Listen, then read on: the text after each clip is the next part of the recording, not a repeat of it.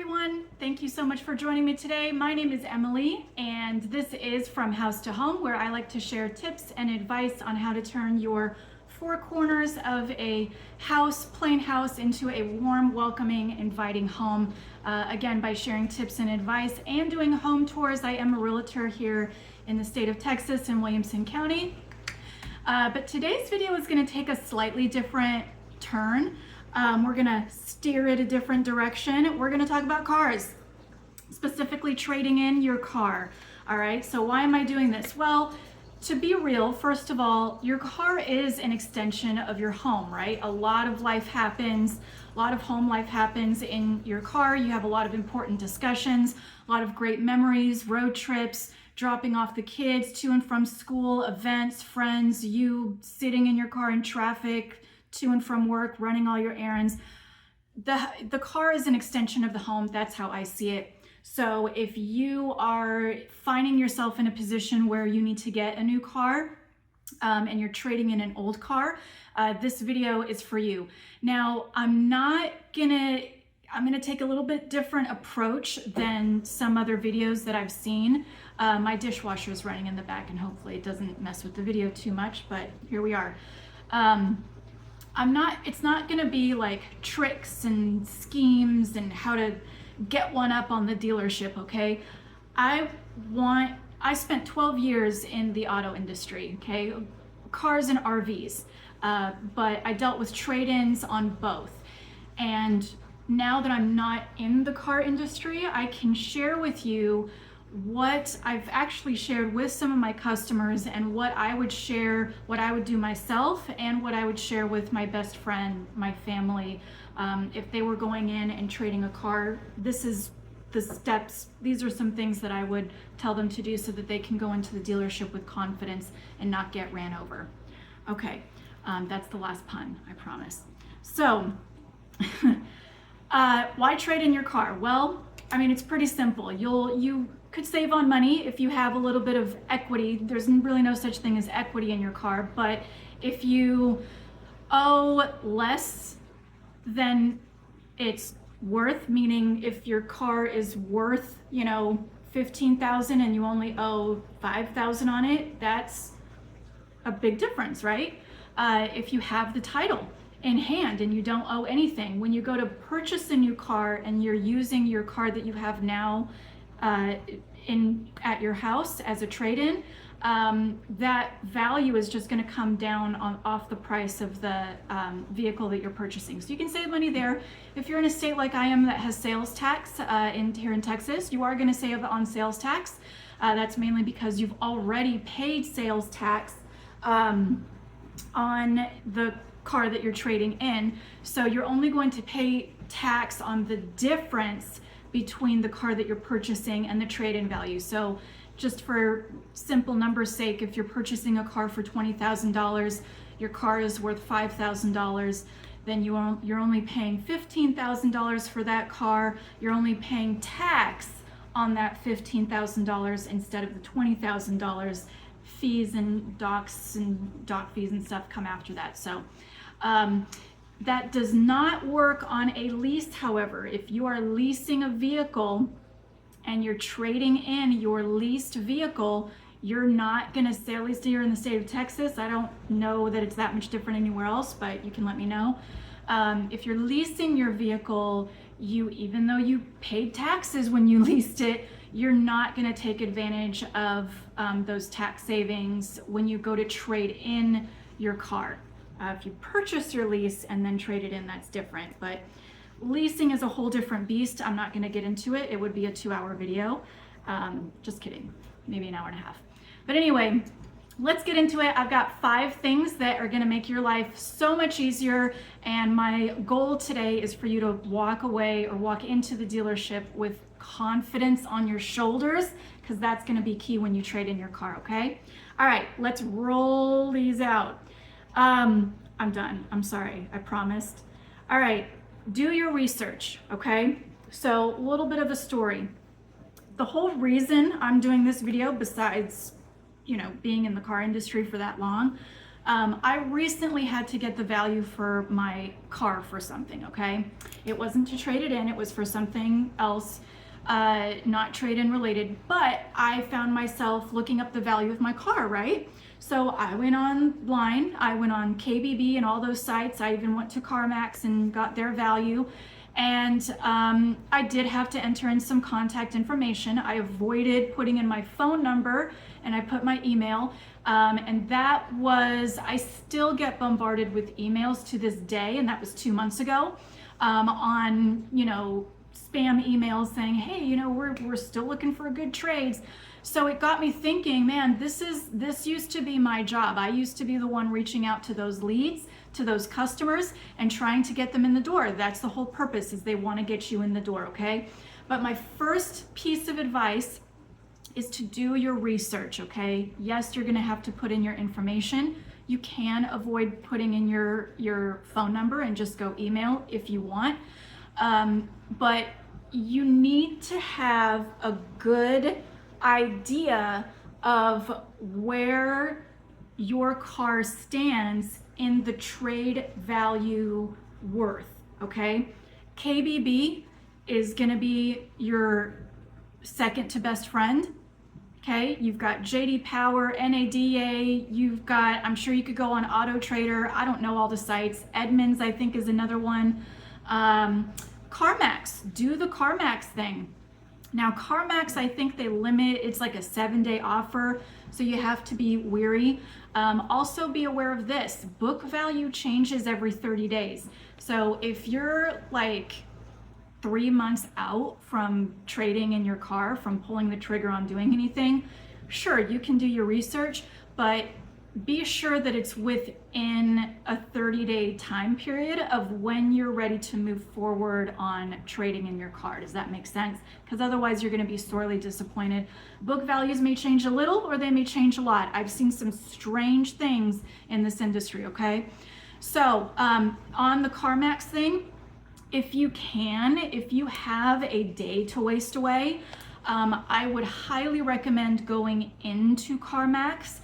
They're gonna take your vehicle and they're gonna do not an inspection, but they're gonna look at it thoroughly, okay? They're gonna look at under the hood, they're gonna run tests, whatever, they're gonna check the tires, they're gonna do it very thoroughly, but you will get a very accurate, like, this is what we will give you for your car. And you can ask if they can do a trade and a sale value, but it's basically like if you came and sold them your car, this is what they would give you. Take that to your dealership, make sure it's not expired, because I'm telling you that dealership is gonna leverage every angle that they can, and if it's expired, then wow, there's nothing we can do, Mr. Customer, but there is. But they're gonna play that angle, you know what I mean? So, so do your research. You wanna be prepared with the knowledge of where your car is at. I would also recommend getting the trade-in value and the personal sale value. There's gonna be a difference. It might be a few $1,000s difference. You never know. Because again, confidence is key here, and the more knowledge you have, the more leverage you have as a customer going in. So if you say, yeah, this is the trade-in value and that's great, but if you're at a dealership that's not gonna play fair with you, you can also say, well, this is what I can get for it if I sell it on my own, give or take maybe some negotiating, but I can get a lot more selling it on my own. And, if you guys aren't willing to make a deal, that's totally fine. I'll just go sell it and be done with it. It'll give you a better idea of what you should expect as a value for your car, okay? I would take the median of everything and roll with that. Have a number in mind when you go into that dealership, okay? Have a high number in mind and have I'm not taking a penny lower than this in mind, okay? Moving on to step number 2. So advice number 2 is to be honest, okay? There are so many videos with trying to get one up on the dealership. I totally get it, waiting until the last minute to tell them about your trade. Maybe it'll work, maybe. It's just gonna annoy and piss off the dealership. You probably don't care about that, but do you want to spend 2 hours at the dealership or 6. If you wait till the last minute to show your trade, to say, oh, by the way, after I've nickeled and dimed you on the very last bit of your negotiating, power on this car that I'm going to purchase, now that I've gotten you to your very last dollar on this car that I want to buy, now I'm going to throw in my trade-in. So they may have to restructure the entire deal, especially if you owe money on your car, and if you're upside down even just a little on your car, they're gonna have to restructure the entire deal. They can't sell you that car for the same price that they just negotiated for you. Trust me, the dealership wants your trade. They want your trade so bad. If you tell them right from the beginning, hey, by the way, I've got a car that I am looking to trade in if I can get a fair value. Now, do you have to tell them about the fair value? No. I've had so many people that say, I don't want to tell you what number I have in mind. I want to see what you have and what your manager comes up with. I would do the same thing. I would. Now that I'm out of the car industry, I can tell you that. That is a good tactic.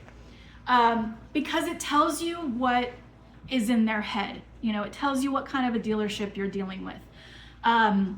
So anyway, but waiting until the last minute, it really does nothing but just annoy the hell out of everybody, and it keeps you in the dealership for so much longer than necessary, because they're going to go back to their manager, and you know what the conversation's going to be?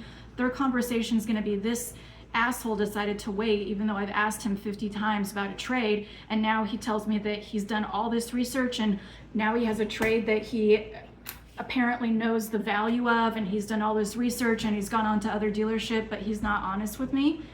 That's gonna break the rapport, okay? And you don't want that, okay? Do you want an annoying experience at a dealership, or do you want a pleasant experience at a dealership? So it kind of goes both ways here, okay? Now, if you're dealing with an a-hole salesperson, I don't really give a crap how you treat them, okay? Because I've known a lot of them and they get what they deserve. But if you are dealing with somebody who, like me, I really wanted to help my customers, and when customers threw that monkey wrench in at the last minute, and a lot of times they actually owed money on their car, they were not upfront, they were not honest with me, it really puts a sour taste in my mouth, and it takes me wanting to help them completely out of the equation. It's true, it's just the nature of the game, okay? So I'm being honest with you. By being honest, I also mean be honest about the condition of your car, whether you are going online and doing the value. Be honest about the mechanical condition and be honest about the cosmetic condition. A lot of people are going to want to get a value off of the phone first, and that's totally what I would do too. I would want to get the value, an idea of what the dealership is going to give me for my trade before I walk in, okay? Again, I don't want to spend a lot of time at the dealership. So the more honest I can be, if I say, the tire pressure light is on, but I've taken it to a mechanic, I've done, there's nothing wrong with the tires, it's just a sensor. Well, the dealership is going to need to know that, and they're going to find out anyway. By the way, a good manager at a dealership will drive your car, they will take it around to the service bay, they're going to put it up on a lift, and they're going to look at the engine, they're going to see if there's any leaks, they're going to run an error code, see if there's any error codes come up after testing. They're going to do all that because they want to know what approximate amount of money am I going to have to put into this vehicle to get it to sell retail, okay? So just be honest. If they're gonna see a light, they're gonna see a light, they're gonna see it anyway. And again, it's just about keeping a smooth course, right? Plus, if they bring up to you, hey, I asked you about mechanical condition over the phone, you told me nothing was wrong with it, and you bring it in and your engine light is on and your tire sensor light is on, now you're gonna lose that leverage. You're gonna lose that leverage with the dealership because now they're gonna be able to call you out. You don't want a dealership Of all people, you don't want a dealership to call you out on your BS. I'm just saying. Number 3 is to get an inspection. This kind of ties into that. Get an independent inspection from a mechanic, from a certified mechanic, please. Don't do it yourself. That doesn't count, even if you are a certified mechanic, because you're biased. It's obviously your car. But take it to an independent, certified mechanic within a reasonable time frame of when you're looking to trade it in, and get your own inspection done. This way, when the dealership inevitably takes a look at your car and they come back and they say, you know, the bearings are this and the struts are that and this is cracked and you've got a noise when I turn the steering wheel and yada yada yada, you're gonna say, yeah, but I just took my car in and this was 2 weeks ago. None of those things came up.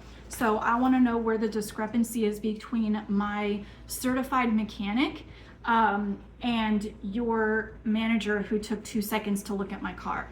That's leverage, y'all.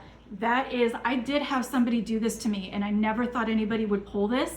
And this is where I'm getting this idea, because it was brilliant of this guy. He said, no. And he actually got the inspection done at the dealership that I was working at. He said, but you guys just inspected it. Why didn't any of that stuff come up? Guess what? He was totally right. I had to go to my manager with that and say, can you explain to me blah, blah, blah. And, you know, my manager's response was, well, we're going to have to really dig in and we're going to have to fix every little thing and blah. And so it's like, I lost it. I lost leverage with the customer because he got an independent inspection done. Okay. I did overcome the objection. We did end up closing the deal. So it did make me feel pretty good. But that was because of my own personality, not whatever. Anyway, let's roll on to number 4, okay? Number 4 is to have your ducks in a row. And by ducks, I mean your paperwork, okay? Again, I can't say this enough. It has to do with the way you're able to carry yourself and your shoulders broad with confidence when you walk into the dealership.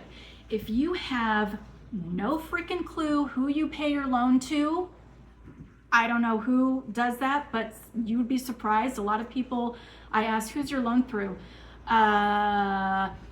If you don't know how or where to find your account number, if you don't know where or approximately what your payoff is, if you have no clue where your title is at, I totally get it. My paperwork is messy too. If you can't find your title, if you have the title to your car and you just can't find it, there's a couple things that, it's not the end of the world, but if you have lost your title, you can go to the DMV and you can apply for a replacement title. It's not expensive at all. At least here in Texas, it's like maybe $7. And it's pretty quick. You show proof that you own the vehicle, you show them ID, it's pretty quick. They can print you out a replacement title. Or if it's kind of a last minute purchase, you know, I've had those, and or the person just legitimately doesn't know where their title is, the dealership can do a lost title application. Takes a little bit longer for paperwork, but they can do it. But you do have to show some sort of proof that you own the vehicle, okay? And a good salesperson, I have always, when they do have a loan on the car, you call and get a 10-day payoff. It doesn't matter if you can pull up a 10-day payoff on your app. I appreciate that. I can match the numbers, and generally it's within a few cents. But I need things like the overnight mailing address. I need the per diem. A good dealership will have me fill out, as a salesperson, fill out a payoff form, and I need all of that. I need the department that I spoke with. So a good salesperson will do that for you. But again, it's about knowing. You want to know what the dealership is going to find out before the dealership finds out, right? Also, your credit score. Please, for the love of God, people, know approximately where you stand on credit. This is going to help when they do negotiations, when you see your, if you're financing the vehicle with the dealership, if they write you out a proposal, they're gonna estimate based on what you say your credit score is, tier 1, tier 2, tier 3, whatever. And you don't want to be surprised. So this also goes to be honest, just say, my credit score, it's maybe 650. So, I'm still working on it. What's the best rate you can give me? They're going to give you a range. But it's going to be a more honest and accurate range instead of just saying, oh, my credit score is great. And then they give you a tier 1 approximate pay, and then you walk into finance after you fill out, you're going to fill out the application anyway. You're going to have to fill out the credit report.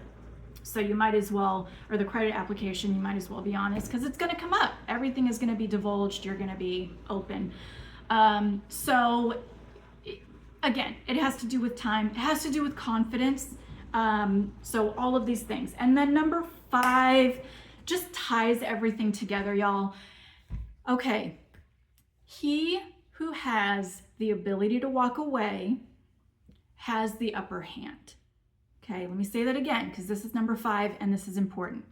He who has the ability to walk away has the upper hand. Okay, what do I mean by that? Well, if you are educated, if you're knowledgeable as to what a fair value, trade-in value for your car is, if you're honest about the condition and the mechanical and cosmetic condition, if you show the proof in the pudding with an inspection that was done recently, if you have all of your paperwork, you know exactly where your title is at, you know exactly where your credit stands, you know exactly what your payoff is, you know all these things, and you walk in with confidence, and the dealership still wants to pull their little training games, you have the ability. Nobody is forcing you to buy a car. You have the ability to say, you know what, I don't have to have this car today.